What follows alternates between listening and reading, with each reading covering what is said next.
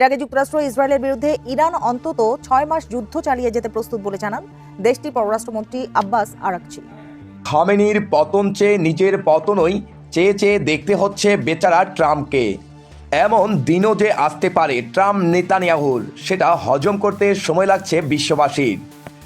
ইরানের Islamic revolutionary core বা IRGC এবার একেবারে হিসাব পাল্টে দেওয়া এক সামরিক পদক্ষেপ নিয়েছে।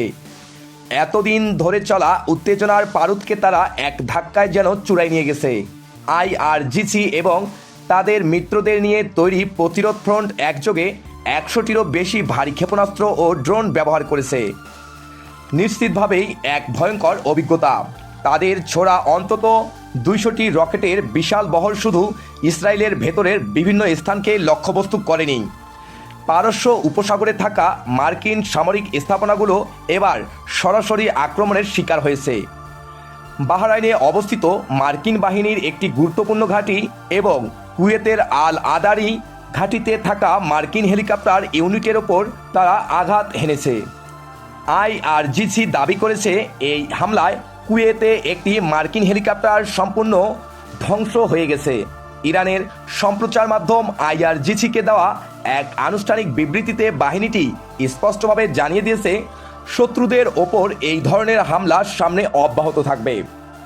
অন্যদিকে ইসরায়েলের মধ্যাঞ্চল লক্ষ্য করে ইরানের ছোড়া অন্তত 11টি ব্যালিস্টিক ক্ষেপণাস্ত্র আছড়ে পড়েছে।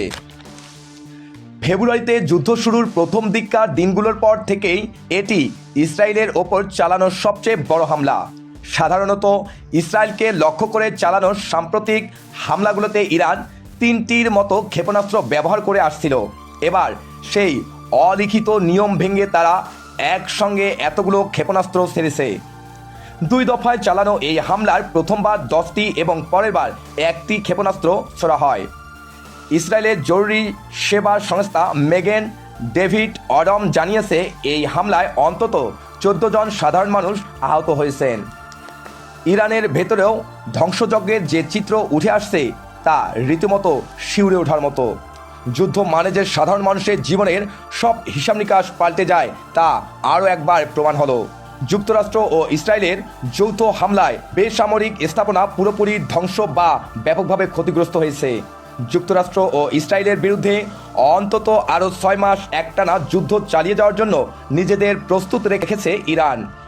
ইরানের পররাষ্ট্রমন্ত্রী আব্বাস আরাগচি আল জাজিরাকে দেওয়া এক দীর্ঘ সাক্ষাৎকারে অন্তত আত্মবিশ্বাসের সাথে এই কথাগুলো জানিয়েছেন। আপডেট তথ্য পেতে চ্যানেলটি সাবস্ক্রাইব করবেন এবং ভিডিওটি ভালো লাগলে একটি লাইক দিয়ে আপনার মূল্যবান মতামত জানাতে ভুলবেন না।